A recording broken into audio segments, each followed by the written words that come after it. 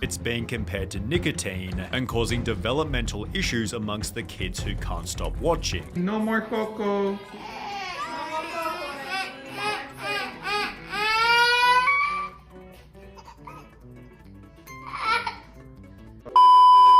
Today, we are diving deep into a topic that may shock you, especially if you have small children. We are going to be discussing the bizarre world of Cocomelon and uncover why some believe it's the most evil channel on YouTube. Yes, you heard that correctly. What seems like a world of nursery rhymes and colorful animation hides some dark, startling secrets that should concern everyone. For those of you living under a rock, Cocomelon is a mega popular channel that's taken the internet by storm, with over 180 million subscribers and billions of views. It's marked as a wholesome children channel filled with singing, dancing, and learning through fun. But if you take a closer look, it's not at all everything it seems. From the subliminal messaging to the impact on a child's development, Cocomelon is highly addicting. It has been compared to nicotine or drugs. Thousands of parents have expressed an increase in speech delay, tantrums, and anxiety in their small children who can't stop watching this show. Even child experts have warned against Cocomelon and have called it the most damaging show a child can watch, because everything about this show is meant to draw you in and get you stuck to the screen. For example, every color in their show is at an exceeded saturation, meaning you cannot make it any brighter. It's as bright as it gets. Extreme saturation makes an image appear more vivid or alive, and it's usually used to draw in attention, like the apps on your phone or the slot machines in a casino. Cocomelon is also highly repetitive, and as you may or may not know, toddlers' brains are wired to learn through repetition, and Cocomelon enforces this method in every single video. For example, in many of their songs, they'll pick a word to repeat 3 times in every sentence. So with the upbeat background music and the repetitive words, it is meant to keep your child hooked to the screen. And you can see that by the billions of views their songs alone garner on YouTube, because these children are replaying that song over and over and over and over again. Like the Yes Yes Vegetable song, where almost every sentence is repeated over and over and over again.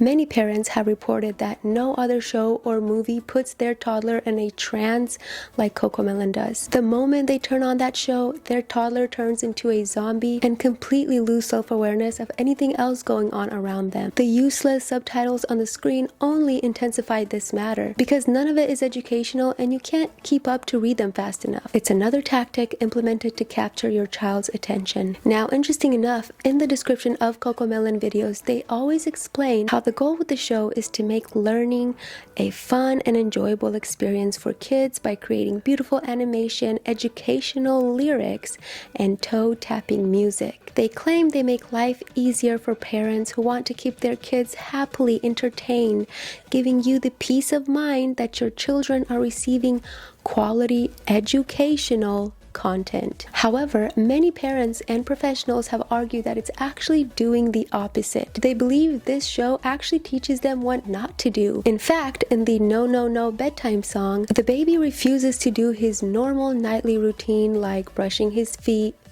like brushing his teeth, take a bath, put on pajamas, and get in bed. And then eventually, in the end, he ends up agreeing to doing those tasks. And apparently that's the educational part. Yet many moms have reported that this kind of teaching has actually caused their toddlers to say no, no, no to their parents, even when being asked to do the most simple thing. Oh no, I don't want to brush my teeth. Please, please, brushing is good for you. No, no, no, I don't like it. Ew. Anytime I asked my son to do a simple task, it was no, no, no. He's sitting there watching Cocomelon. Cocomelon's teaching him no, no, no, to say no to me. That's not okay. Here's another one. It's time to eat your peas. No, no, no, I don't want to eat the peas. Please, She's begging him. please, the peas are good for you. No, no, no, I don't like them. Ew. She's sitting there begging him to eat his food, and he talking about, no, no, no, I don't want to. Ew, it's nasty. Do you know it's nasty? Have you even tried it before you even thought it was nasty? No, this is teaching you that food is nasty and you can say no to your parents. This can lead to lazy, low-motivated kids who don't want to do anything but sit and watch the screen. Many believe it is done with intent to keep the children hooked to a substance at a young age. The New York Times did an article about visiting Cocomelon Studios and discovered that their #1 focus is to keep your children hooked. Apparently, they bring children to the Cocomelon studio once a month to show them a handful of episodes and let them decide which parts are engaging and which parts are tuned out. They essentially put a child in front of a split screen. On one side, it's playing Cocomelon, and the other plays a continuous loop of real-world scenes, each lasting about 20 seconds. And whenever a child looks away from the show to see the distraction side of the screen, they'll jot it down. They can basically see exactly what they're looking at and the exact moment they got distracted. That's kind of scary, and it proves everything we need to know about the show. It's clear that educational content was never the goal. It was always to keep your child hooked to a screen, like being hooked on a substance. And it's been further proven in how quickly they change frames in every video. It has been compared to going on a TikTok scrolling binge where you're getting a hit of dopamine and you keep scrolling to the next video and the next video and the next video. You're just in a scrolling loop and can't take your eyes off the screen. You know what I'm talking about. I know you've been there. A TikToker actually put this to the test by watching My Little Pony and compared it to Cocomelon. Somebody just told me about this show called Cocomelon, and apparently for kids it's like crack. So I decided to look into why it might be, and here's just a little example of why it might be. Okay, so this is My Little Pony, just for reference, and I'm going to count as soon as the scene changes, and you'll see how many seconds happens. 1, 2, 3, 4, 1, 2, 3, 1, 2, 3, 4, 5, 6. Okay, now, so that was, a few seconds, 4 seconds, 5 seconds. Let's see how many seconds it takes for each one of these scenes to change. 1, 2, 3, 1, 2, 1, 2, 3, 1, 2, 1, 2, 1, 2, 1, 2, 1, 2, 1.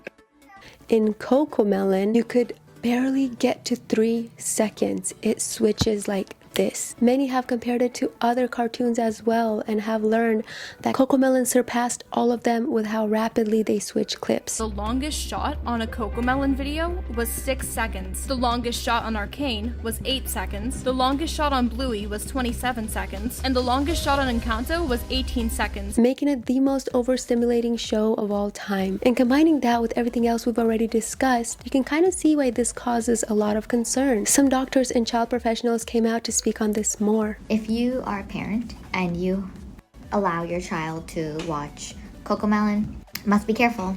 Cocomelon has been shown to release dopamine in the brain. The show's fast-paced music, rhythm, bright colors releases dopamine. Dopamine leads to addiction and withdrawals. It's the same hormone that's released when some people take drugs. The show's fast-paced sequences can lead to problems in developing motor executive functions in a child as their brains are trying to develop. Also, the fast-paced rhythm of the show has been shown to alter attention spans. Meaning, just like the show, children will have lower attention spans. This show has been known to be overstimulating, as many say. In fact, American Association of Pediatrics do not recommend screen time for children under 2. And we can't forget about the article where a mom claimed Cocomelon made my kid a zombie, where she explained that when her son's eyes was on Cocomelon, nothing could help distract his gaze. And that is even proven through the Cocomelon trend on TikTok, where parents record themselves playing the show loudly to see if the child immediately runs over to watch the show. And you'll notice the child's mood changes instantly.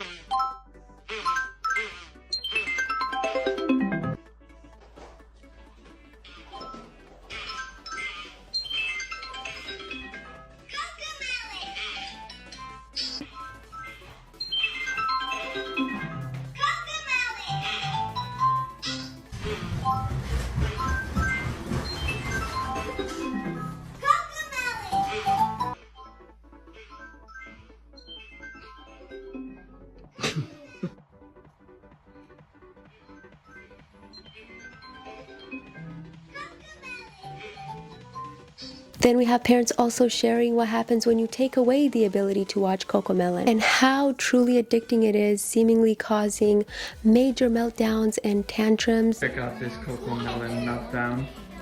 Okay, no more Coco.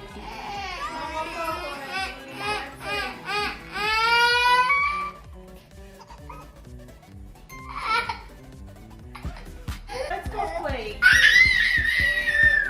Remy, let's go play. Once they calm down from their meltdown, children will experience a general discomfort in the speed of everyday life because the more they watch the show, the more their brain expects this intense level of stimulation. And I gotta say, I have two toddlers, 2 and 3 years old, and they have watched Cocomelon in the past. I have seen that meltdown behavior when I shut it off or change the show, and I've never seen that with any other show that I put on. But once I immediately noticed those signs, the show is not allowed in my home because there are plenty other educational cartoons they can watch. But if that isn't already a huge sign to maybe lay off the Coco, it gets even worse, with parents reporting their children experiencing speaking delays, stating that their children are either very behind on trying to speak or are having difficulty trying to form correct sentences. According to a speech pathologist, any screen time in general is linked to speech delays, and especially the way Cocomelon is curated, unlike other shows where it doesn't have a story. It's just very short clips with poorly written songs, which makes the kids unable to follow the plot, learn vocabulary, and see the resolution of conflict. According to research, 4 to 5 hours of screen time a day can make a toddler completely nonverbal. And on top of that, a study discovered that 5-year-olds who watch more than 2 hours of TV a day tended to have a lower attention span and were 7 times more likely to show symptoms of ADHD. As you know, not all screen time are created equal. As you can imagine, the screen time for Cocomelon should be a lot lower considering how harmful it can be compared to other shows. For example, if your child watches 2 hours of Miss Rachel a day versus your child watching 2 hours of Cocomelon a day would be a completely different child. Hello. Parents have actually reported the immediate difference they saw in their child who was speech delayed and addicted to Cocomelon after 2 days of switching to Miss Rachel. The toddler had started saying more words and hasn't had any tantrums. It seems like parents are finally waking up to the harmful effects of letting their children watch hyper-stimulant shows like Cocomelon and making the switch to shows like Trash Truck or Miss Rachel. But after many parents band together to try to cancel Cocomelon, they had no choice but to put out a statement that says, "Our shows are not intended to replace outdoor playtime or play dates. They have a place in children's entertainment time, same as with diet, exercise, etc. It comes down to each parent to find the right, appropriate balance for their children. Our responsibility is ensuring that the quality of content that we produce is high and beneficial for the development of a child's cognitive and soft skills." They pointed out how Cocomelon has a ton of supportive parents who have shared stories of experiencing how their content actually helped their children. However, many believe those supporters are just ignoring the signs in their child and choosing to be delusional to the reality because Cocomelon keeps their child hooked to a screen and they have just more time to do whatever they have to do. I do believe that it is the responsibility of the parents to monitor what your child is watching and be aware of the effects of it.